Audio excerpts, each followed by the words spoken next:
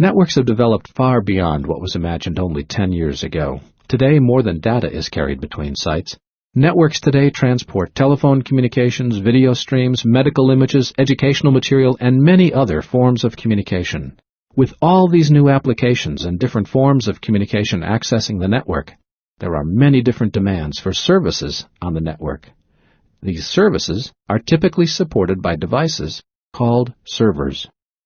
Maybe you're aware of Microsoft, Novell, or Sun servers. However, there are many other types used throughout the network. Each of these servers typically handles a different type of network service. One might provide security, another might handle the distribution of addresses, and another still might be used to give different levels of QoS to the traffic on the network. These are all important services, and all are required for most large networks, so we can't get rid of them. However, we can incorporate them into the network more efficiently. Let's look at one example, a security server or firewall. We use firewalls to control traffic between the corporate network and the Internet.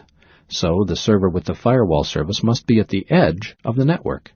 However, in addition to controlling Internet traffic, a firewall is also used to control traffic between different subnets or VLANs. Now this creates a problem for server-based security.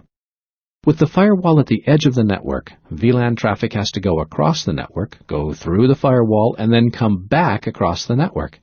This is a very inefficient network design as it slows down communication and also places a heavy burden on the backbone. So what's a better solution? Instead of placing the firewall security capabilities on a server, why not install them on a switch? And not just on one switch, but on all switches. In this way, traffic flows faster, security is controlled locally, multiple devices are balancing the load, and there is no single point of failure in the network. If one switch fails, the others assume the responsibility. What we've just described is taking security services, and instead of installing them on a server, adding the security service capabilities to the switch. We can do the same with address management, QoS, and any other service that's required.